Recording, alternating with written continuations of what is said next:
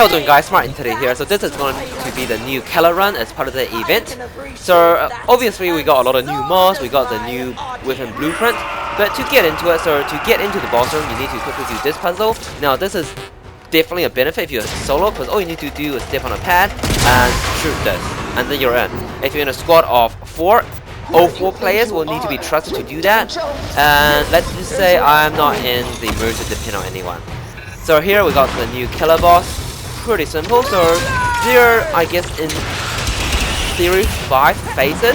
So the phases are: you damage her, she goes into a vulnerability phase, you unlock the vulnerability, you damage her again, and then she'll go to vulnerability again after so much damage, and then you have to unlock that, and then once she's susceptible to fire again, you can kill her. So the way it works is, yep, you kill her, well, you shoot at her, she goes into vulnerability. Once she's into vulnerability, she will activate these orbital strikes. Now ideally this is a phase where you want 4 players, because you got 4 pads, and what you need to do is you need to step on the pads while the orbital strikes are not happening. When the orbital strikes are happening, you will need to actually just jump around and dodge them. There's literally not much you can do. You can't damage Kela, you can't do anything. But once the orbital strikes are in force, like they are now, you want to step on the pads and rotate this thing and try to shoot the green, right?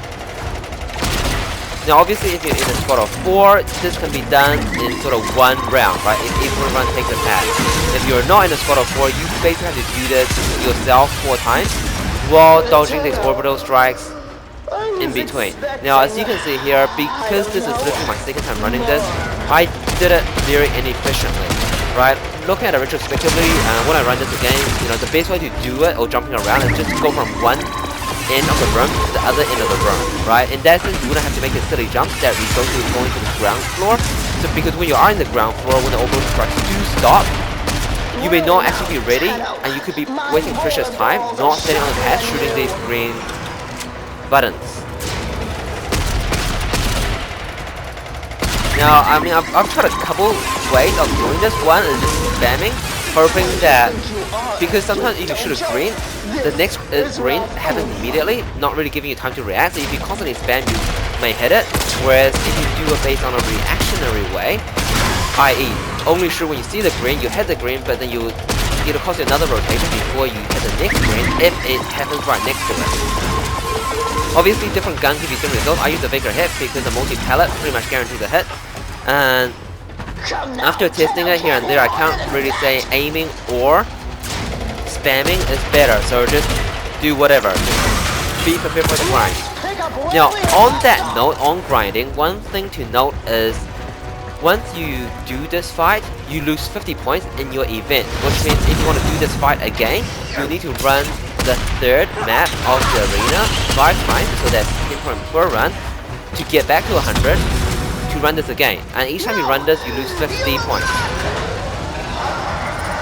Alrighty, so the damage phase was pretty short, and we're back on the vulnerability phase again, and we have to repeat this orbital strike dodge and pad shooting. I'm losing my patience, Tenno.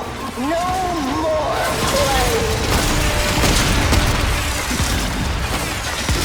Now, the advantage of this particular event obviously is that it removes some RNG that you're guaranteed to get a new product, so a mod or a BP. But I guess the downside to that is the grind, or the trade-off to that, I should say, is the grind is that much longer to get a item. And very important to note that is you will not be able to use Ivra to pro Kela, so you can't get 2 mods or mod plus BP or 2 BP per run, because at the end the reward is given like a 7-touch reward, so it's nothing to do with the enemy drop, it's just a thing that's given at the end of it. No more playing. Now, luckily for us, the mods overall are not essential by any means. Some of them are pretty fun. I think a lot of people like the chip tag one.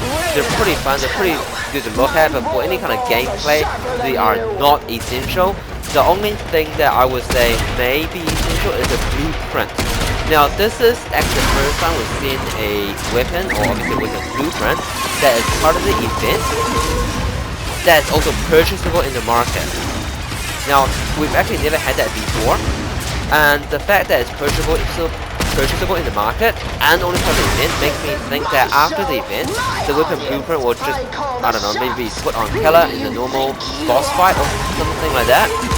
And the reason I said it is because if you do not do that and make it event exclusive and then market exclusive, that pretty much completely destroy their anti-pay-to-win model. Even the real owner is already a pay-to-win model, but as a company they do deny that, so it does make me think even after you win the server, we will have a chance of getting it.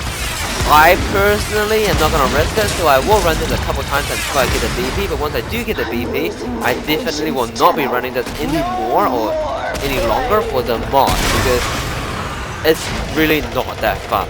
Like, especially this part, the arena initially was okay, but then after, what, 10 runs, it got boring very fast. I was expecting, I don't know, more.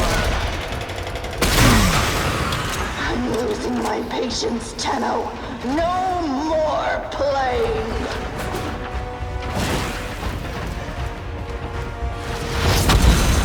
Alright, so here is the final phase.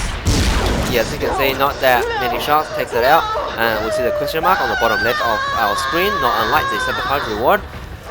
And that is basically what we'll get, and you can't really crawl that out.